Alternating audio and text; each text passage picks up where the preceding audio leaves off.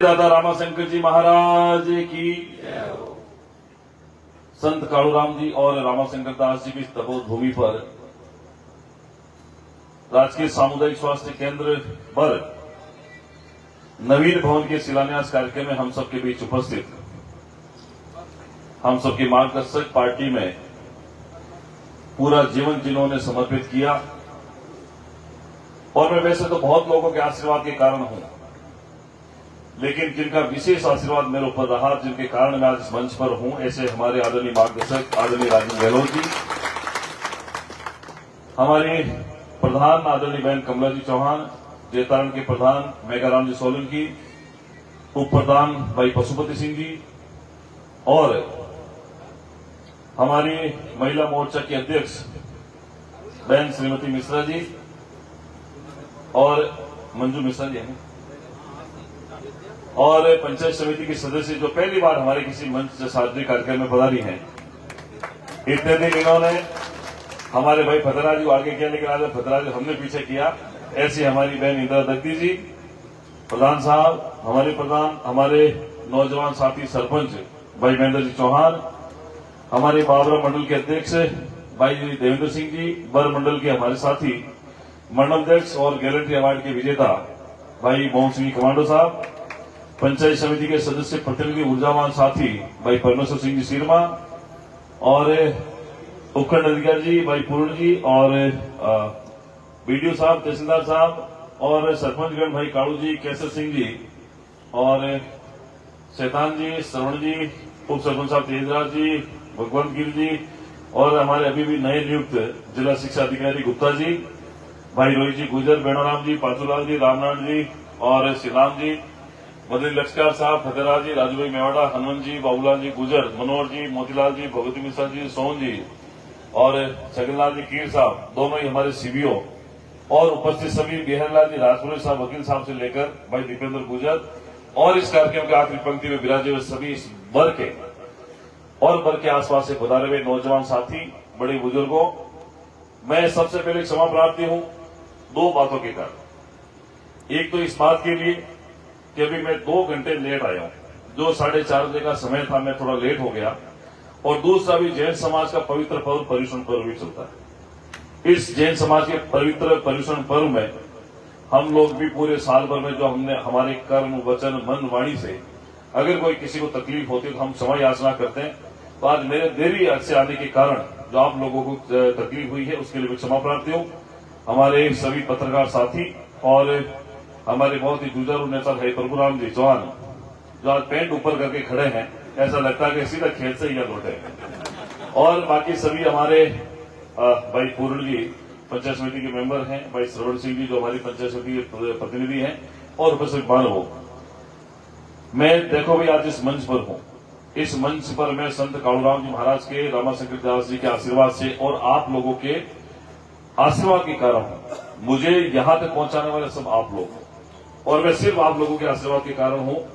मैं इस अवसर पर सिर्फ इतना भरोसा आप लोगों को दे सकता हूं कि मैंने पिछले 5 सालों में ईमानदारी से काम करने का प्रयास किया, फिर पार्टी ने मुझ पर भरोसा दिया, आप सब लोगों ने मेरा साथ दिया, मैं दोबारा जीता, और मैं आपको फिर भरोसा देता हूं कि जो मैंने 2018 से 23 के बीच में सेवा की, उससे डबल मेहनत करके आप लोगों की सेवा करूंगा, और कभी भी इस बर ग्राम को और बर के अलावा जितने हमारे जैतारण और रायपुर पंचायत समिति है, उनको कभी काम में पीछे नहीं रखेंगे। रही बात इस हॉस्पिटल की, अभी राजेंद्र गहलोत साहब ठीक कह रहे थे कि आज के इस कार्यक्रम में जब भी मगरे में कभी कार्यक्रम होता है तो श्रद्धेय स्वर्गीय हीरा सिंह चौहान साहब को हम सब लोगों को नहीं भूलना चाहिए। उन्होंने जो काम किए थे, उन्हीं कामों का हम लोग आगे बढ़ा रहे हैं। जो उनका शिलालेख था उस समय लगा हुआ, उसके पड़ोस में हम हमारा शिलालेख लगा रहे, इस बात के लिए उन्होंने जो स्वास्थ्य केंद्र स्थापित किया था, हम उसका विस्तार कर रहे हैं, और आज ये लगभग 8 करोड़ 32 लाख रुपए की सैंक्शन हमारी भजनलाल शर्मा जी की सरकार ने दी है इस स्वास्थ्य केंद्र के क्रमोन्नति के लिए, जिसके पहले चरण में अप्रैल 2025 तक ये 5 करोड़ और 32 लाख रुपए लगेंगे, और जैसे ये पूरा हो जाए उसके बाद में 3 करोड़ रुपए और लगेंगे, तो 8 करोड़ 32 लाख रुपए की पूरी स्वीकृति है। मैं जब पिछली बार एमएलए था तब राज कांग्रेस का था, लेकिन कांग्रेस का राज हो चाहे बीजेपी का राज हो, काम करने के अंदर कभी कोई कमी हम लोगों ने नहीं रखी। उस समय भाई सरपंच हमारे महेंद्र जी थे, उनकी इच्छा थी कि अभी हमारे बर के अंदर भी कुछ काम हो, क्योंकि इनका पूर्व मुख्यमंत्री अशोक गहलोत से विशेष नाता है, आज भी है। आज जब इनकी डीपी देखते हैं तो वही अशोक गहलोत जी की डीपी इनकी लगी हुई है। लेकिन सरकारें आती रहेगी, सरकारें बदलती भी रहेगी। हमारा मूल उद्देश्य है कि गांव के अंदर काम होना चाहिए। तो पिछली बार भी हम लोग साथ गए थे, यहाँ क्षेत्रवासियों की भी भावना थी, क्योंकि ये दो हाईवे के ऊपर बसा हुआ बर है।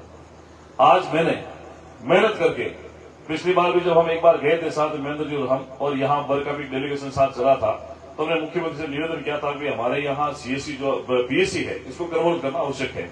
तो पिछली बार भी मैंने आनंदपुर काड़ू को सीएससी में कन्वर्ट कराया था, इस बर को भी पिछली बार कराया था, पर अशोक गहलोत जी ने पैसा नहीं दिया।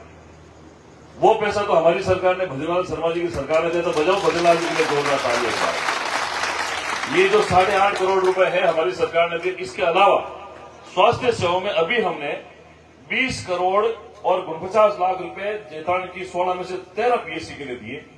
अब हमारे बीच में 3 नए सब सेंटर बने, जिसमें एक नया बाड़िया भी है, एक साइड भगतपुरा के पास में है, एक इधर और है। तो ये रायपुर ब्लॉक के 3 है ऐसे एडिशनल जो सीमेंट साहब हैं उनको पता होगा, लोकेश जी को, ये 3 नए आए हैं अभी। इसके अलावा जैतारण के अंदर उप जिला चिकित्सालय मैंने पहले ही वादा किया था इस बजट में देंगे। उप जिला चिकित्सालय जैतारण का बनने वाला है। 220 केवी का नया एक स्टेशन दिया है, ताकि जैतारण में जो बिजली की समस्या उसको खत्म करेंगे। 5 नए जीएसएस स्वीकृति हो गई है, 5 नई आंगनबाड़ी स्वीकृत हो गई है, 30 करोड़ रुपए की सड़कें स्वीकृत करा दी। इससे पहले 5 करोड़ की करवा दी। 3 करोड़ रुपए के स्कूलों के अंदर रूम के, टीन सेट के वो दे दिए। और उसके अलावा खूब सारे काम है जो अभी जो सैंक्शन हुए हैं, जिसके टेंडर भी हो चुके हैं। अब बहुत जल्दी इसका काम भी शुरू होगा।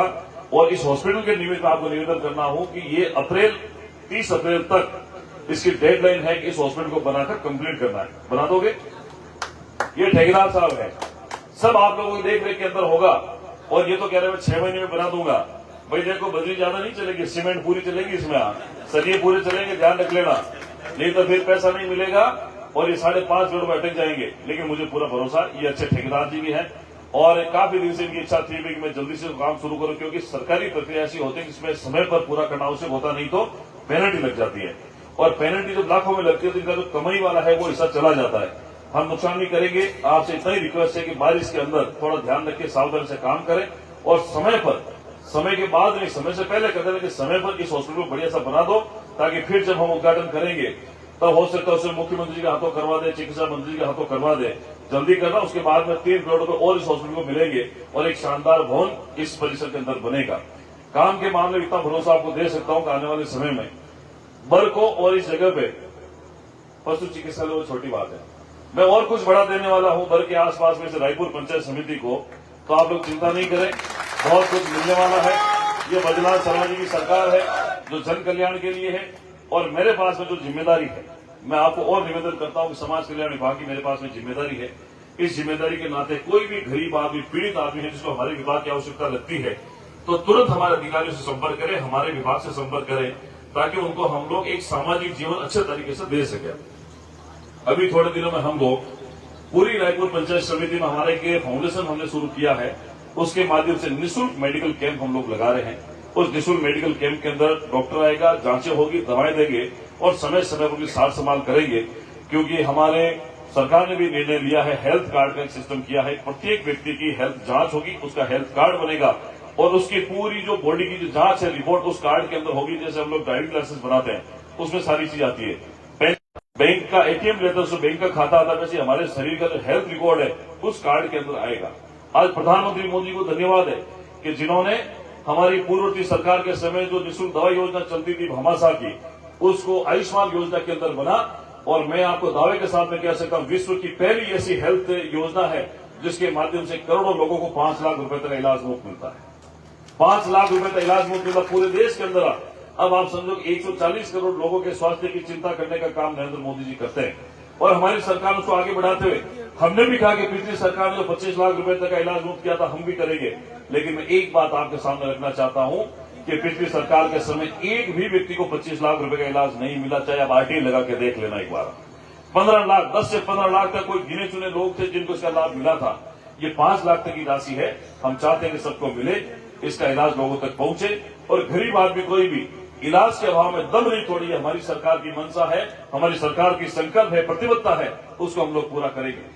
चिकित्सा के क्षेत्र में एक और विशेष निवेदन आपसे करता हूं कि आने वाले दिसंबर तक, अभी ये सितंबर चालू हुआ, अक्टूबर, नवंबर, दिसंबर, इन 3 महीनों में जेतारण और रायपुर के ब्लॉक के अंदर सारे एएनएम लग जाएंगे, जीएनएम लग जाएंगे, डॉक्टर लग जाएंगे, एक भी पोस्ट में खाली नहीं बचेगी। अब हमारी सरकार पॉलिसी बनाती हेल्थ डिपार्टमेंट के अंदर कि जो भी पोस्टिंग होगी वो वैकेंट पोस्ट पर होगी।